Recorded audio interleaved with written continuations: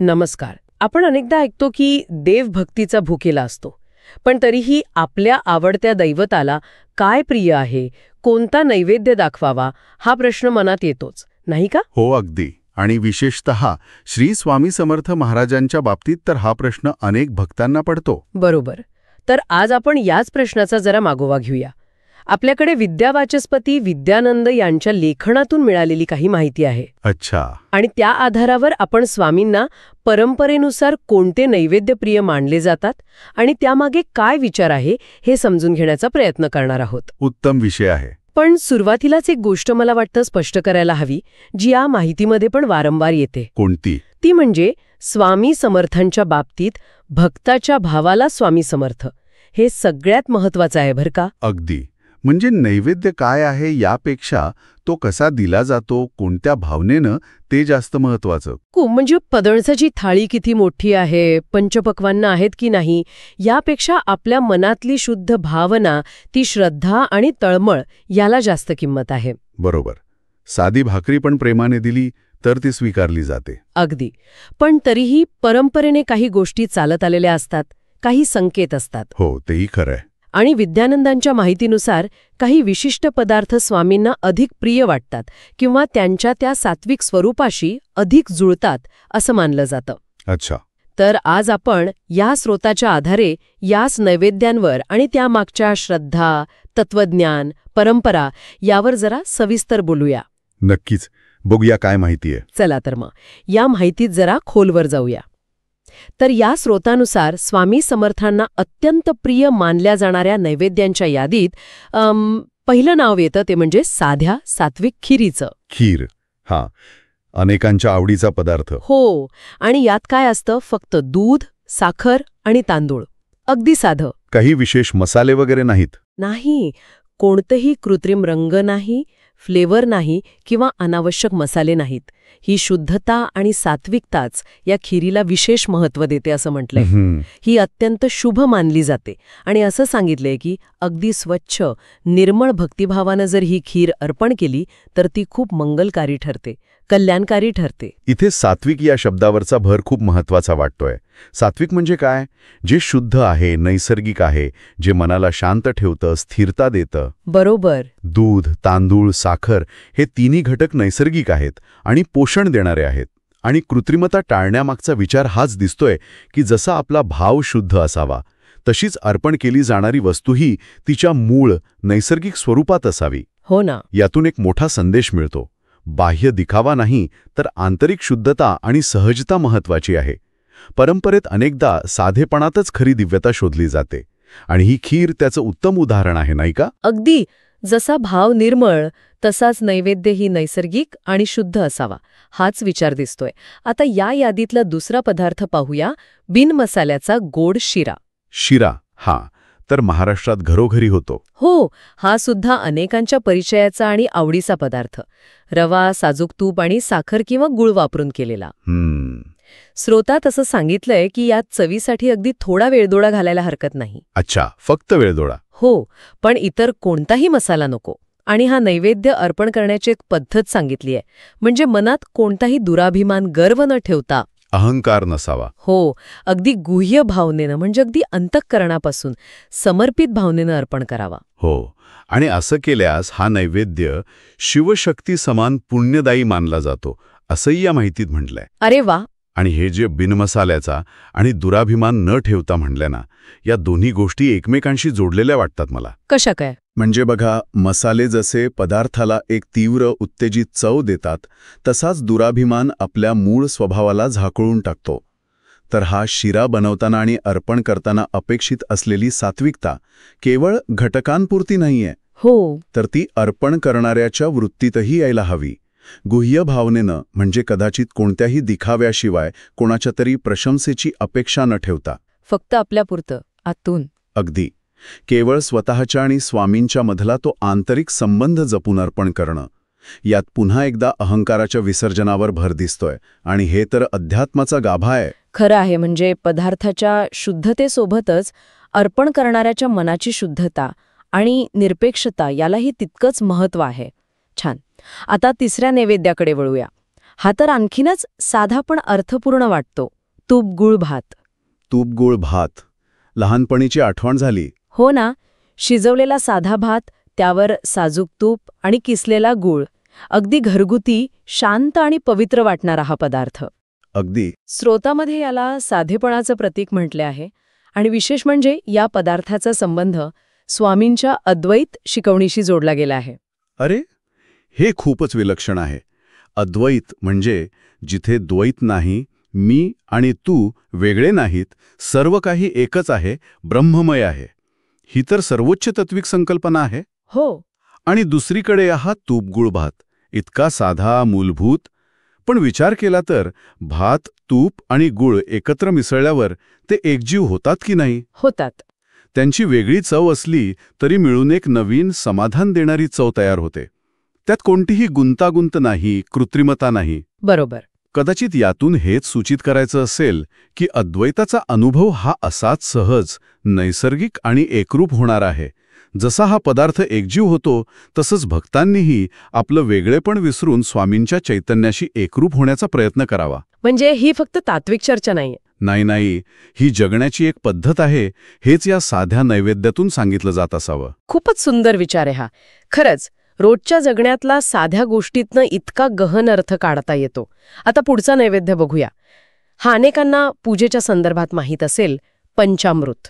हो, पंचामृत तर पूजेत लागतंच. या स्रोतात सांगितल्याप्रमाणे यात केळी, साखर, दही, दूध आणि तूप हे 5 अमृततुल्य घटक असतात.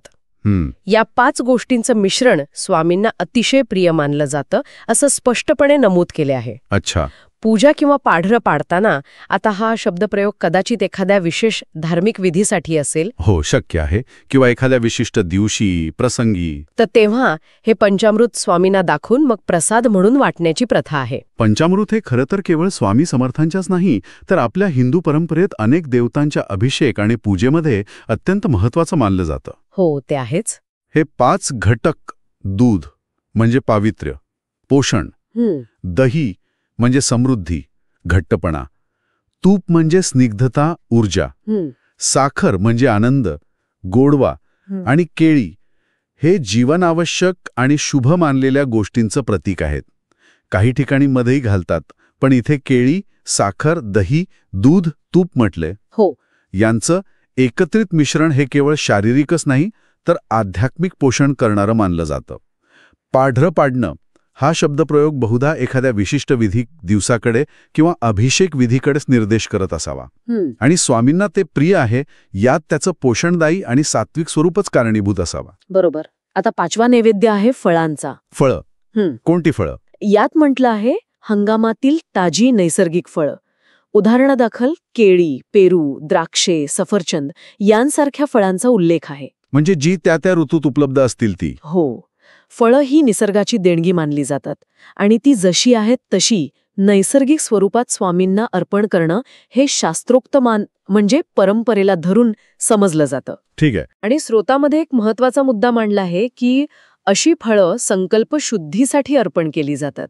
संकल्पशुद्धी म्हणजे आपल्या मनातले हेतू, इच्छा, संकल्प शुद्ध व्हावेत, निर्मळ व्हावेत, या भावनेनं फळं अर्पण करण्याची पद्धत आहे. वा, संकल्पशुद्धीसाठी फळांचा नैवेद्य. ही कल्पना खूप विचार करायला लावणारी आहे.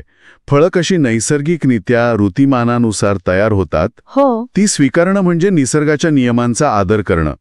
आणि ती अर्पण करणं म्हणजे आपल्या इच्छा, आकांक्षांनाही निसर्गाच्या सहजतेशी, शुद्धतेशी जोडण्याचा प्रयत्न करणं. अच्छा, असा अर्थ आहे त्याचा. हो, फळांमध्ये जसा नैसर्गिक गोडवा असतो, तसाच आपल्या संकल्पांमध्येही स्वार्थ किंवा मलिनता नसावी, ती शुद्ध सात्विक असावी, अशी अपेक्षा यामागे असू शकते.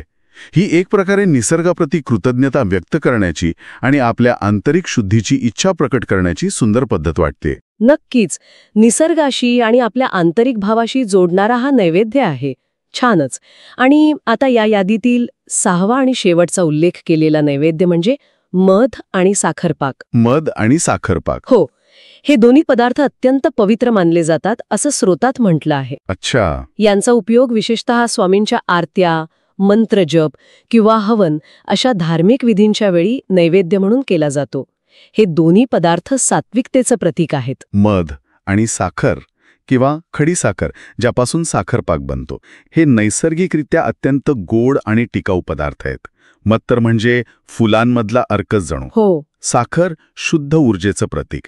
त्यांची ही शुद्धता आणि नैसर्गिक गोडी त्यांना आध्यात्मिकदृष्ट्या पवित्र मानण्यास कारणीभूत ठरते. आरत्या, मंत्रजप, हवन हे कसे ऊर्जेचा आवाहन करणारे विधी आहेत. बरोबर. अशा वेळी अर्पण केला जाणारा नैवेद्यही तितकाच शुद्ध आणि सकारात्मक ऊर्जेचा असावा अशी अपेक्षा असते. मध आणि साखरपाक ही ती गरज पूर्ण करतात.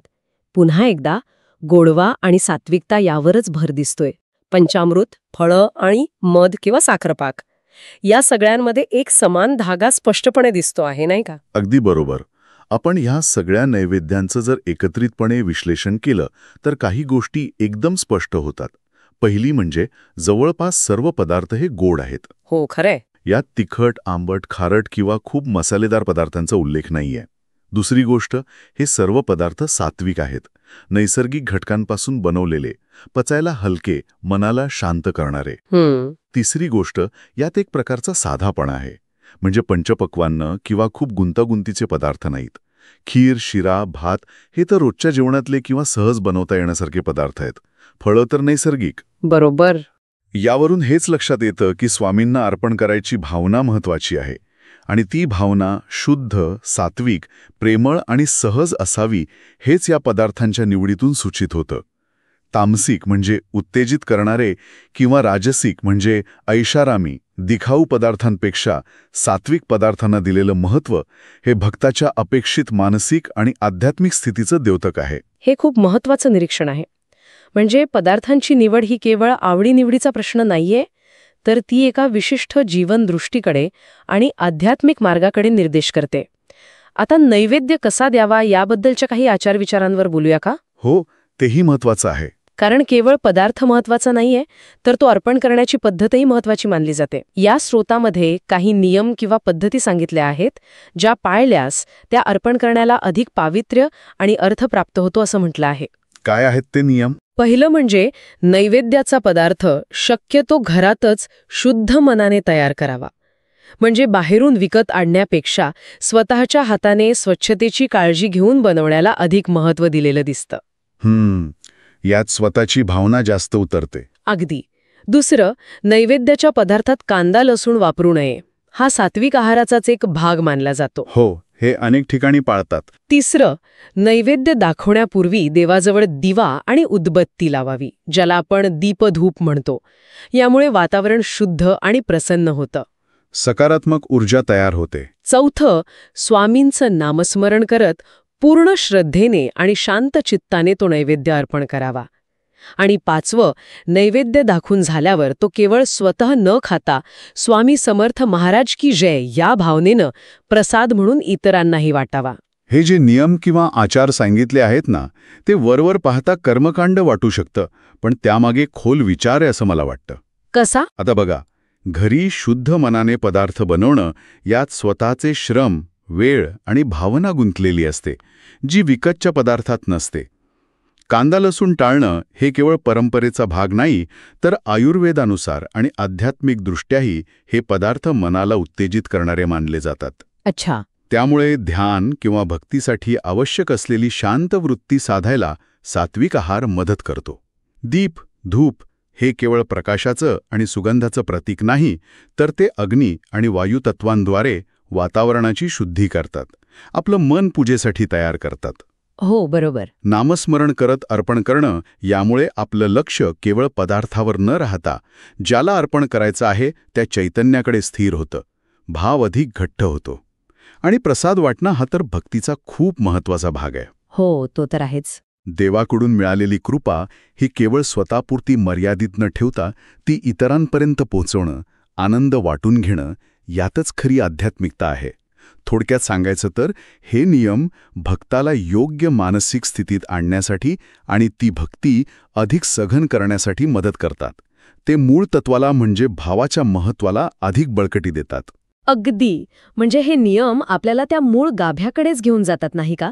की शेवटी सगळ्यात महत्वाची आहे ती भावना, तो भाव. बरोबर. आणि हेच स्वामी समर्थांचं वचन जे आपण सुरुवातीला पाहिलं आणि जे या स्रोतातही उद्धृत केलं आहे ते पुन्हा आठवतं. भक्ताचा भाव पाहून मी धावून येतो. पदार्थांची यादी पाहून नाही, तर मनातली हाक ऐकून. अगदी खरे. त्यामुळे आज आपण ज्या नैवेद्यांविषयी बोललो म्हणजे खीर, शिरा, तूप गुळ भात, पंचामृत, फळं, मध, साखरपाक, हे परंपरेनुसार स्वामींना प्रिय मानले जातात.